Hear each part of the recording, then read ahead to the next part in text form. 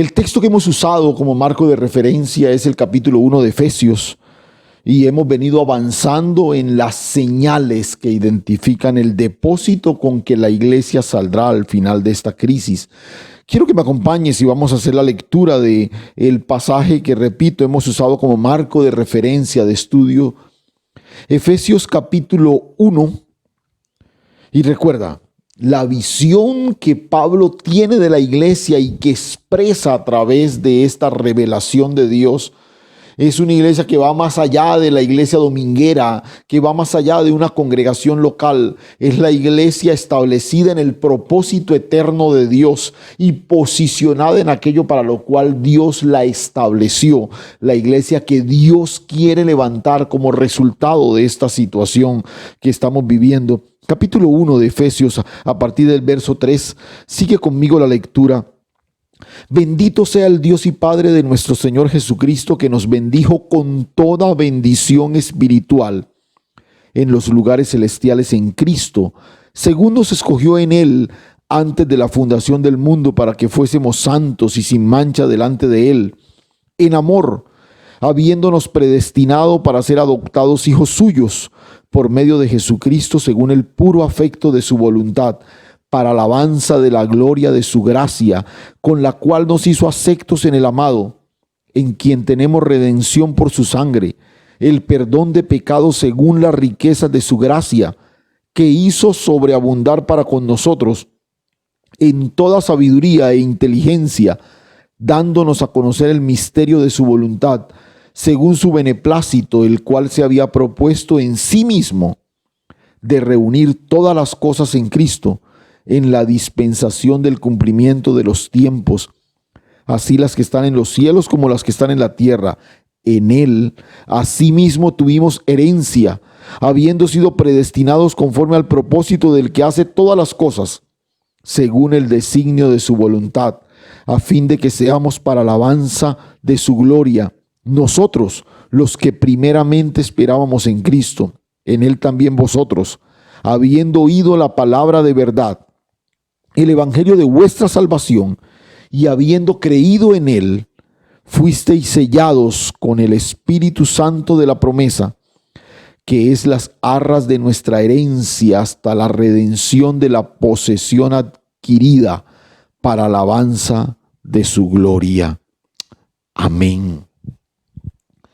Y hemos identificado a estas alturas ya tres marcas que definen ese depósito. Mencionémosla rápidamente para conectarnos con lo que el Señor tiene para nosotros hoy en esta noche. La iglesia será una portadora de bendición. La marca que identificamos es una bendición espiritual. Bendito el Dios y Padre que nos bendijo con toda bendición espiritual. Recuerda, no es que alcanzaremos la bendición al final de este tiempo, es que seremos conscientes de la bendición que portamos. No, el desafío no es alcanzar la bendición, porque es que ya la tenemos. El reto es manifestarla porque está en nosotros. La segunda marca que identificamos la llamamos una elección unilateral. Él nos eligió en Cristo no por ser, sino para ser. ¿Para ser qué? Para ser santos y sin mancha, adoptados como hijos suyos y para alabanza de la gloria de su gracia. La tercera marca que identificamos, que vimos el miércoles pasado, es un perdón sobrenatural en quien tenemos redención por su sangre, el perdón de pecados según las riquezas de su gracia. Entonces enfatizamos el perdón, la redención es algo que ya tenemos y esa fue una obra perfecta de Dios en Cristo Jesús. Acotamos que esta es la realidad que ahora nos define. Fuimos puestos en el Edén de nuestra bendición y ahora manifestamos y vivimos y disfrutamos. No estamos todo el tiempo retrocediéndonos a nuestros errores pasados, sino que entendemos que fueron redimidos en Cristo Jesús. Pero vamos a sumar en esta noche otros rasgos que identifican ese depósito glorioso que define la iglesia, que Dios ve, que Dios levanta, que Dios establece en Cristo.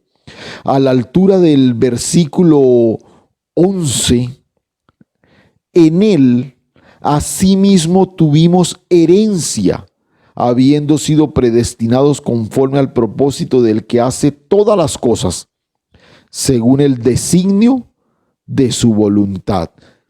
Y esa cuarta marca que identifica nuestro depósito es lo que vamos a llamar una herencia sin igual, una herencia sin igual. Y cuando hablamos de herencia es algo que nos emociona, ¿no? ¿Cuántos no hemos soñado alguna vez con recibir una gran herencia? Pero escúchame, no tienes que fantasear con esto. Esta es una realidad que define a los hijos. Ya fuimos redimidos de manera sobrenatural y por esa redención fuimos hechos hijos. Y como somos hijos, ahora somos herederos. En él asimismo tuvimos herencia. Escúchame, la idea aquí y este término herencia lo que significa es que, porque cuando uno piensa en que en él tuvimos herencia, uno inmediatamente piensa en que fuimos herederos. Y de alguna manera el término incluye esa sección, pero realmente el sentido principal del término, y esto es precioso, escúchame, es que fuimos hechos heredad. No tanto que fuimos hechos herederos, sino que fuimos hechos heredad. Y este es un concepto que la palabra que usa Pablo aquí lo enfatiza y que tiene su origen en una idea que desarrolla el Antiguo Testamento. Cuando Dios pone sus ojos en Israel y lo escoge como su pueblo, le dice: Israel es mi heredad, mi heredad. Y esto es precioso. Que el Dios de los cielos decida llamar a algo o a alguien su heredad. Y es en este sentido que Dios llama hoy a su iglesia. En él tuvimos herencia. En él fuimos hechos la heredad del Padre. Y repito, este concepto tiene su anticipo, su tipo en la relación de Dios con Israel. Cuando Dios escoge a Israel, no es porque sea la mejor nación del mundo. Es más, Él se los dice, no por nada especial que ustedes tuvieran. Es más, lo escoge a pesar de su terquedad, a pesar de su pecado. Y hay un texto, hay muchos pasajes en el Antiguo Testamento que enfatizan este concepto, pero hay un texto muy, muy especial ahí en Deuteronomio capítulo 9. Y en el capítulo 9, bueno, ustedes saben que Deuteronomio es como la segunda ley, es el recuento que Moisés hace para que la nación que ya está a punto de entrar y esa nueva generación que va a tomar la tierra, pero él ya está a punto de despedirse porque Moisés no entró con ellos. Entonces, durante todo el libro de Deuteronomio, Moisés se encarga de recordarles lo que Dios dijo, de volverles a contar la historia, de que ellos no se olviden de las cosas que hizo la generación anterior y lo recuerden para que no repitan los mismos errores. Y Moisés hace un recuento de las grandes embarradas de la nación.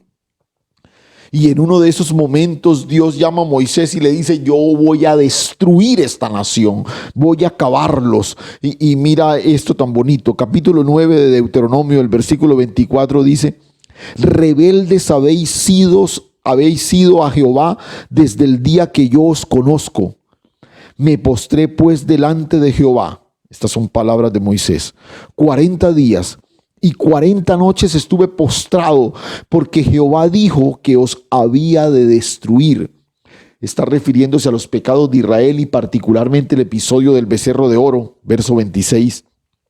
Y oré a Jehová diciendo: oh Señor Jehová, no destruyas a tu pueblo, a tu heredad, que ha redimido con tu grandeza que sacaste de Egipto con mano poderosa. Es como si Pablo hubiese tenido este texto de Deuteronomio cuando escribió el primer capítulo de Efesios, verso 27. Acuérdate de tus siervos, Abraham, Isaac y Jacob. No mires la dureza de este pueblo, ni su impiedad, ni su pecado. No sea que digan los de la tierra, ¿de dónde los sacaste? Por cuanto no pudo Jehová introducirlos en la tierra que les había prometido, o porque los aborrecía, los sacó para matarlos en el desierto. Y escucha el verso 29. Y ellos son tu pueblo, tu heredad, que sacaste con tu gran poder y tu brazo extendido. Este es el énfasis del capítulo 1 de Efesios.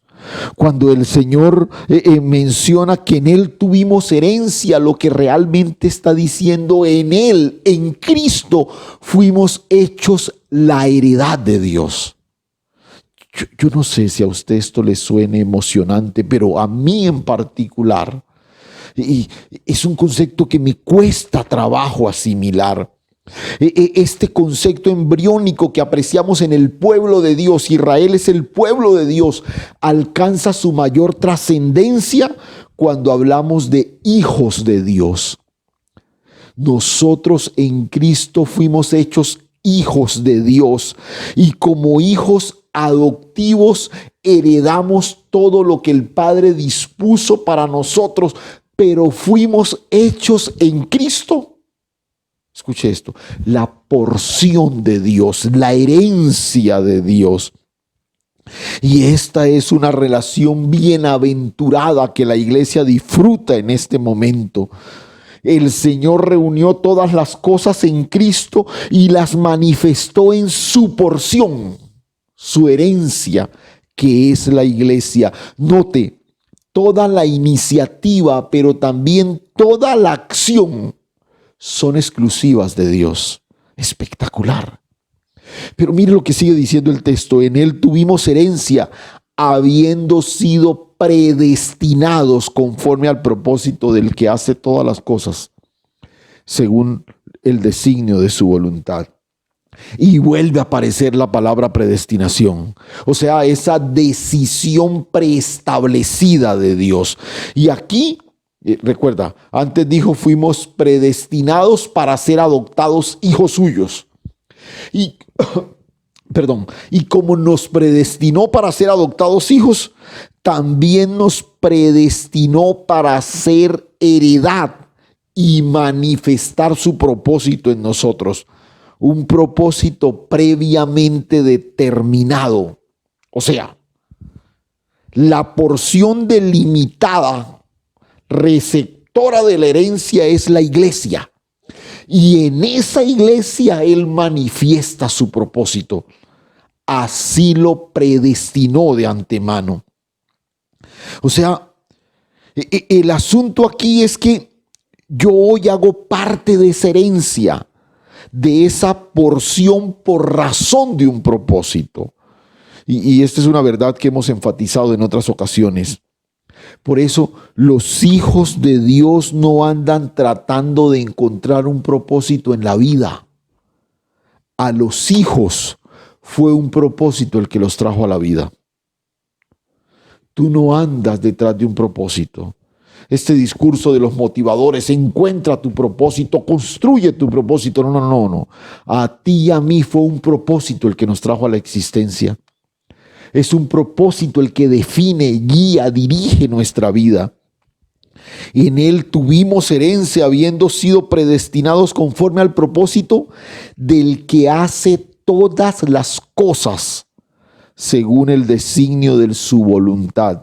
Del que hace todas las cosas. ¿Quién es el que hace todas las cosas? ¿A quién se refiere Pablo cuando dice el que hace todas las cosas? Indiscutiblemente está hablando de Dios, del Padre. Pero ¿en quién hace todas las cosas? En Cristo, el Hijo. Y la manifestación de lo que hace en el Hijo, ¿cómo se da a conocer? A través de su herencia, la iglesia. Pero mira esto tan bonito, dice. según el designio de su voluntad, según el designio de su voluntad, ¿no? El que hace todas las cosas según el designio de su voluntad. Y estos dos términos, designio y voluntad, otras traducciones usan en vez de designio el término consejo, hacen referencia a dos cosas fundamentales. Designio tiene que ver con planes, voluntad tiene que ver con deseos.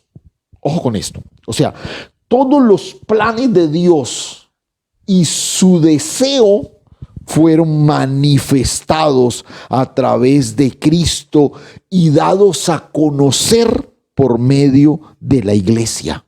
O sea, en resumen, todo lo logrado en Cristo es una realización del plan de Dios y una satisfacción de su deseo eterno.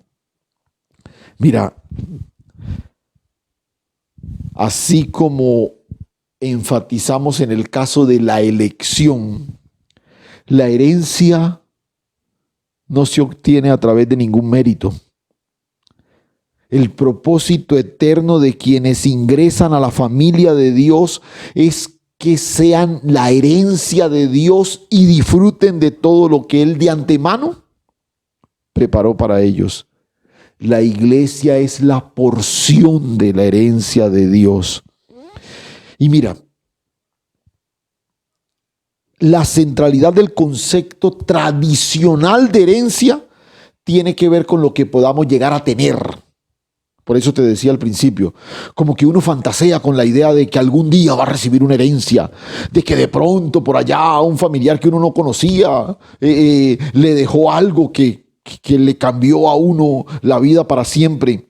Porque el concepto tradicional de herencia tiene que ver con lo que tú puedes llegar a tener.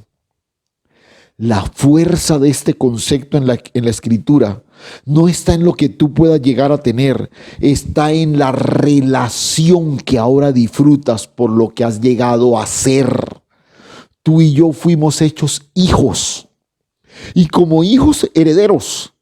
Pero la fuerza del concepto de ser herederos es que ahora disfrutamos de una relación con el Padre. Esta es la marca preciosa que exhibirá la iglesia al final de esta crisis.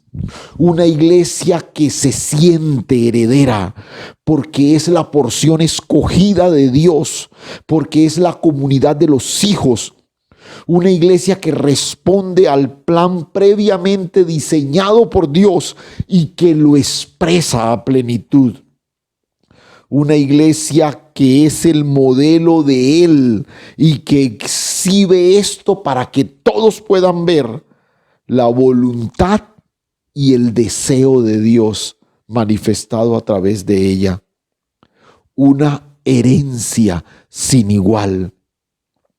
Pero quiero cerrar esta reflexión en torno a la belleza del depósito de la iglesia con una marca más que podemos identificar ahí en este capítulo 1 de Efesios.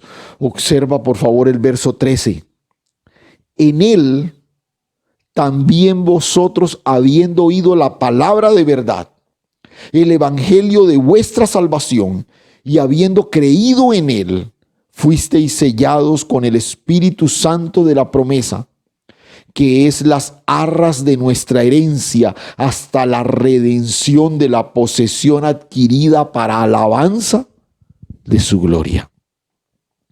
Hablamos primero de una bendición espiritual, de una elección unilateral, de una redención sobrenatural, de una herencia sin igual y finalmente una marca más de ese depósito de la iglesia es lo que vamos a llamar una garantía personal. Una garantía personal. Porque al final de este pasaje tan espectacular, Pablo parece decirnos, y todo esto que Dios ha declarado está garantizado, está sellado. Les he dado las arras para que puedan entender que es cierto. Es como la presentación de la garantía. Es cuando te venden un producto, te hablan de todas sus bondades, te lo muestran, te lo traen, te lo instalan y al final te dicen, mire, y esta es la garantía. Esta es la garantía de todo lo que le hemos dicho de ese producto y te lo muestran por escrito. Pablo parece poner la garantía de todo lo que ha dicho previamente y es muy interesante. Dice, en él también, habiendo oído la palabra de verdad, el evangelio de vuestra salvación, y habiendo creído en él, fuisteis sellados con el Espíritu Santo de la promesa. Es el sello del Espíritu Santo que ha sido puesto en nosotros, que es la garantía de que esa bendición, esa elección, esa redención, esa herencia son dadas a la iglesia en Cristo Jesús. Pero mira qué interesante. Cuando Pablo presenta la garantía, que es el sello del Espíritu, hace una referencia a la predicación. Mira, en él también, habiendo oído la palabra de verdad, el evangelio de vuestra salvación, y habiendo creído en él, fuisteis sellados. Si tú observas esa breve descripción, resume lo que por gracia ha sucedido en todos nosotros. Nosotros oímos la palabra. Por la obra del Espíritu creímos en esa palabra y entonces sobrenaturalmente fue puesto en nosotros el sello del Espíritu. Y es algo tan grandioso expresado en una frase tan sencilla. De una u otra forma, tuvimos acceso a esa esperanza bienaventurada por medio de la predicación. Oímos y creímos. Por eso es importante el papel que juega la predicación en la consolidación de esa nueva relación que tenemos con Dios a través de Cristo Jesús. Por eso usted es hijo de la casa y algunos que nos han conocido quizás recientemente. Por eso para nosotros como casa ministerial, como congregación local, la predicación de la palabra es de alguna manera el centro de nuestra misión. Hay muchas cosas más que podemos hacer, pero tenemos claro que aquello que de alguna manera direcciona la misión que Dios nos ha encomendado es la predicación de la palabra. El que cree en el evangelio es sellado por el Espíritu. Otras proclamaciones pueden generar otras cosas. Una charla motivacional puede levantar tu ánimo. Una palabra de estímulo puede mover tus emociones. Pero lo único que puede cambiar nuestro destino eterno es la predicación del evangelio, cuando es creído, porque en ese momento somos sellados por el Espíritu Santo de Dios. Por eso una fiel exposición de la palabra no es algo que se pueda desestimar. Es precisamente lo que nos da acceso a esa garantía personal de la que Pablo está hablando aquí. Escúchame, por favor escúchame y recibe esto de todo corazón. Nosotros hemos sido sellados con el Espíritu Santo de la promesa. Otra vez. Hay sobre nosotros el sello del Espíritu Santo de la promesa. Hoy En medio de esta situación que estamos viviendo, hay mensajes terroríficos por razón de esta crisis y algunos de ellos infortunadamente han encontrado eco en medio del pueblo de Dios. Se habla, por ejemplo, del gobierno global que está levantando una plataforma para la manifestación del anticristo, que asumirá el control de todos los seres humanos. Otra vez, eso no debe sorprendernos porque es algo que la palabra ha profetizado, pero algunos de ellos, en medio de toda esta situación y con una osadía, a mi juicio irresponsable, se han atrevido a decir que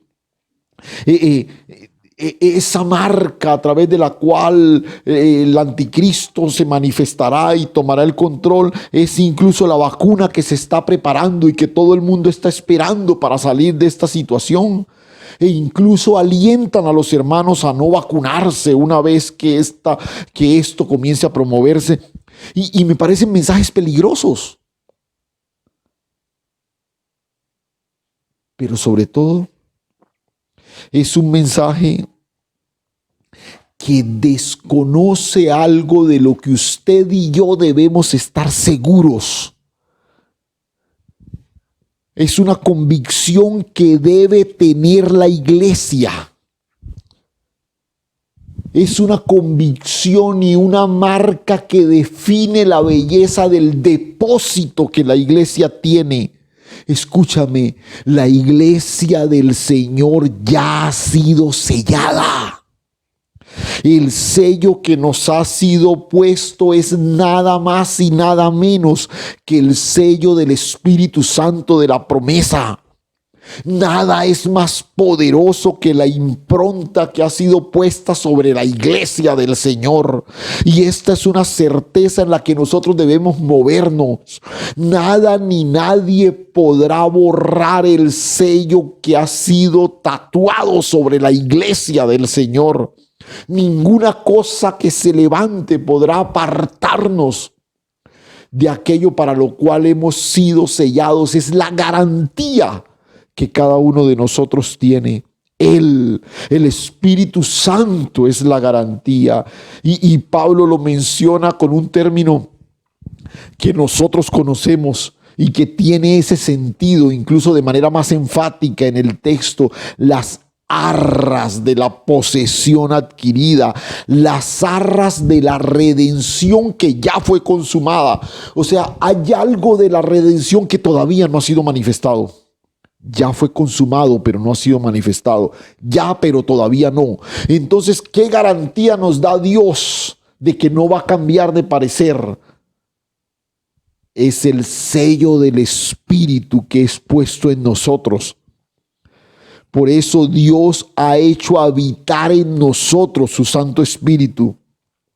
Cuando por la obra de Dios en Cristo Jesús nosotros respondimos a la palabra eterna y se operó el milagro del nuevo nacimiento, Él nos escogió como su porción, nos perdonó, nos escogió como su porción, como su herencia, pero hizo de nosotros su habitación por medio del Espíritu Santo de Dios. Y esto solo es el anticipo, solo son las arras de algo que usted y yo ni siquiera alcanzamos a imaginar. Si hoy es tan espectacular disfrutar de la paz de Dios, de la presencia de Dios, de la convivencia del Espíritu Santo de Dios, y solo es el anticipo, ¿te imaginas cuando esta redención se manifieste a plenitud? ¡Wow! ¿Y por qué habla de un sello? Porque el sello sobre un documento es señal de legalidad y el Espíritu Santo en nosotros es garantía de posesión. ¡Wow! O sea, en esa garantía personal, el Señor está legalizando lo que hizo y garantizando su posesión eterna, que somos nosotros. Otra vez, recuérdalo. Una bendición espiritual, una elección unilateral, un perdón sobrenatural, una herencia sin igual y una garantía personal. Pero todo esto ¿en quién fue?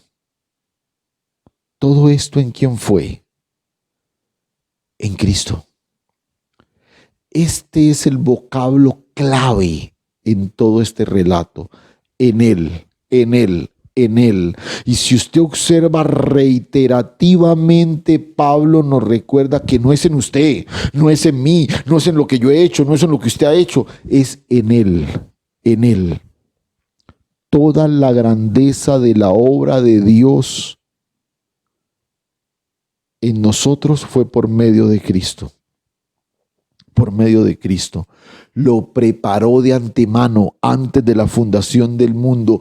Pagó el rescate en la cruz del Calvario, nuestra redención. Nos hizo sus hijos, su porción, su herencia. Y perfeccionó y santificó la obra con el sello del Espíritu Santo de Dios. Todo ha sido en Él. Por eso el mensaje de nuestra proclamación es Cristo. Por eso incluso uno casi que podría afirmar que Dios no habla cosas. Dios habla a una persona que es Cristo. Todo el propósito de Dios es en Él. Todo lo que hizo en nosotros es para alabanza de su gloria. Cada bendición del Espíritu nos ha sido concedida por el Padre es si estamos en el Hijo. Y escúchame esto, estando en el Hijo, por favor recíbeme esto porque con esto quiero terminar. Estando en el Hijo, ninguna bendición es retenida para su iglesia. O sea, estando en el Hijo, toda bendición es manifestada para su iglesia. Infortunadamente, hoy se proclama un evangelio que salta a Cristo. Solo coloca a Cristo como la portada de su presentación, pero no lo hacen el artífice de su ejecución. Cristo no es la portada del evangelio, porque el evangelio no es una doctrina que tú defiendes, es una vida que tú manifiestas. Cristo Jesús. Todo es en el Hijo. Y mientras escribía mis notas, recordé una antigua anécdota muy bonita. Y quiero leerla para terminar. Quiero que le presten mucha atención. Y sobre todo si hay alguna persona que en este momento nos está siguiendo y todavía no tiene una comunión especial con el Señor. La historia dice, un hombre millonario y su hijo tenían una gran pasión por el arte. Poseían en su colección de pinturas Picassos, Van Gogh y algunos otros grandes artistas. Disfrutaban sentándose y admirando sus obras, pero en un momento determinado las circunstancias hicieron que su hijo fuera a la guerra y en medio de la guerra murió en una de esas batallas. Cuando el padre recibió la noticia, sufrió profundamente por la muerte de su hijo porque eran muy cercanos. Un mes más tarde de este fatídico incidente, alguien tocó a su puerta. Un joven con un gran paquete en sus manos le dijo al padre: Señor, usted no me conoce, pero yo soy un soldado que fue compañero de su hijo en la batalla en que él falleció. Y quiero decirle que en medio de ese momento su hijo literalmente dio su vida por mí. Yo me encontraba herido y él se acercó con la intención de salvarme, de sacarme de ahí. Y cuando lo estaba haciendo, una bala atravesó su pecho. Libró mi vida, pero él murió instantáneamente. Su hijo hablaba mucho de usted y del amor que los dos tenían por el arte. Y cuando le contaba eso, extendió sus manos y le entregó el paquete que llevaba en ellas. Yo sé que esto no es mucho. Yo no soy un gran artista, pero me gusta el dibujo y creo que a su hijo le hubiera gustado que usted recibiera esto. El padre abrió el paquete. Era un retrato de su hijo, pintado por su compañero soldado. Este chico contempló con profunda admiración el rostro de su compañero y lo plasmó en aquel lienzo.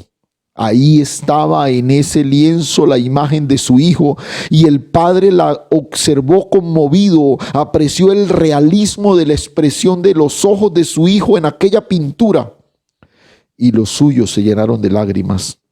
Le agradeció al joven soldado y le ofreció pagarle por el cuadro y este muchacho no aceptó. Nunca podría cobrarle. Con lo que su hijo hizo por mí, nunca podría cobrarle. Acéptelo, por favor, es mi regalo. El padre lo tomó y lo colgó en la pared al lado de las grandes y costosas obras que tenía. El regalo, el retrato de su hijo. Mi hijo o el hijo, así le llamó. Y a partir de ahí hizo parte de su famosa colección. Al cabo de unos años el padre falleció. Y se anunció una subasta de todas las pinturas que él poseía. Muchas personas importantes acudieron con grandes expectativas porque conocían la colección de este hombre. Allí, sobre una plataforma, estaban todas las pinturas de estos grandes artistas, pero adelante de ellas estaba el retrato de su hijo presidiendo la subasta. El subastador golpeó con el martillo para dar inicio y dijo: empecemos. Todo el remate se va a iniciar con la obra denominada El Hijo. Este es un retrato del dueño de la colección. ¿Cuánto ofrecen por ese retrato? Hubo un silencio en medio de la congruencia. Entonces una voz dijo: queremos ver las pinturas famosas, olvídense de esa. Sin embargo, el subastador insistió: ¿cuánto ofrecen por esta pintura? 100, 200, pero nadie quería ofrecer ni $1 por ella. No vinimos por esa pintura. Queremos ver los Van Gogh, los Rembrandt, queremos ver los Picassos, queremos ver las obras importantes. Sin embargo, el subastador continuó con su labor. El hijo, ¿quién se lleva a el hijo? Y siguió insistiendo, pero nadie. Finalmente una voz en el fondo del auditorio de la sala dijo: yo tengo $10 y los ofrezco por la pintura. Era un viejo jardinero que trabajó para el padre de familia y conocía al muchacho, y era todo lo que tenía y lo ofreció. Tenemos $10 por el hijo, ¿quién da más? 20, 30, gritó el subastador, pero la multitud estaba inquieta. No querían la pintura del hijo, querían las que representaban la valiosa inversión de esa colección. El subastador finalmente golpeó con su martillo la mesa y dijo: 1, 2, 3, vendida por $10 al señor del fondo. Ahora ya podemos comenzar con la colección, gritó uno de medio del público, pero el subastador soltó el martillo y dijo: lo siento mucho, damas y caballeros, pero la subasta llegó a su final. ¿Pero qué pasa con las otras pinturas? Se levantó la gente enojada. Lo siento, señores, cuando me llamaron para conducir esta subasta, estaba estipulado en el testamento del dueño y yo no tenía permitido revelarlo hasta este momento. Y la cláusula que había es que la pintura del hijo sería la primera en ser subastada. Y aquel que comprara esta pintura sería dueño de todas las demás. El que compró el hijo se quedó con todo. Escucha el mensaje de esta historia. Aquel jardinero se quedó con el hijo y eso lo hizo dueño de todo. Este relato ilustra perfectamente lo que Pablo describe en el capítulo 1 de Efesios y que es la impronta que identifica el depósito de la iglesia establecida en Cristo. el que tiene al Hijo, lo tiene todo. Si tomas como el jardinero la decisión de quedarte con el Hijo, tendrás el compendio completo de la bendición del Padre que ha sido preparada para ti. Serán tuyas y nadie te las podrá quitar. Las bendiciones de Dios son para sus hijos. Fueron preparadas en Cristo, dadas por Cristo y en Cristo serán garantizadas. La iglesia que saldrá enriquecida será la expresión visible del Hijo. No será una comunidad que defiende una doctrina en particular. No será un grupo de personas que promueven un estilo de vida. No será un grupo de personas que señalan las conductas censurables de otros. No será un grupo de personas que promueven algunos valores puntuales. Será la congregación de los hijos que manifiestan la vida del Hijo, porque el Padre se propuso reunirlo todo en Él. Es en el Hijo que la iglesia disfruta de una bendición espiritual, que disfruta de haber sido elegida en forma unilateral, que disfruta de un perdón sobrenatural, que disfruta de una herencia sin igual y que se afirma en una garantía personal. Qué tremendo depósito que nos ha sido dado. Este es el valioso depósito de una iglesia enriquecida. Y yo quisiera, para terminar, no sé si haya alguien que en esta noche nos esté escuchando, que no haya disfrutado de una comunión con Dios a través de Cristo Jesús. Probablemente sabes de Dios, quizás has tenido algún tipo de inclinación religiosa, pero es en el Hijo que toda la bendición de Dios es manifestada. El que se lleva el Hijo, como en la historia, se lo lleva todo. Y tú puedes hacerlo a través de una sencilla oración. Y si quisieras hacerlo en esta noche, para mí sería un placer poderte guiar. Si quieres, ahí donde estás. Porque no lo haces para mí, lo haces para Él. Puedes cerrar tus ojos y repetir conmigo esta oración dirigiéndote a Dios. Repite conmigo: Padre, en esta noche yo me acerco a ti reconociendo mi necesidad de ti y abrazando el regalo precioso que me das en Jesucristo, tu Hijo amado. Yo quiero, Señor, disfrutar de esa bendición espiritual que me es dada en Cristo Jesús. Yo quiero disfrutar de esa elección unilateral que fue operada en Cristo Jesús. Yo quiero disfrutar de ese perdón sobrenatural que tú me das por la sangre preciosa de tu Hijo Jesús. Yo quiero, Señor, ser parte de esa herencia sin igual que disfrutan los hijos y tener esa garantía personal que pone en mí el sello del Espíritu Santo de la promesa. Gracias, Señor. Gracias, Dios. Perdóname, oh Dios, y permíteme disfrutar a partir de hoy del privilegio de ser tu hijo.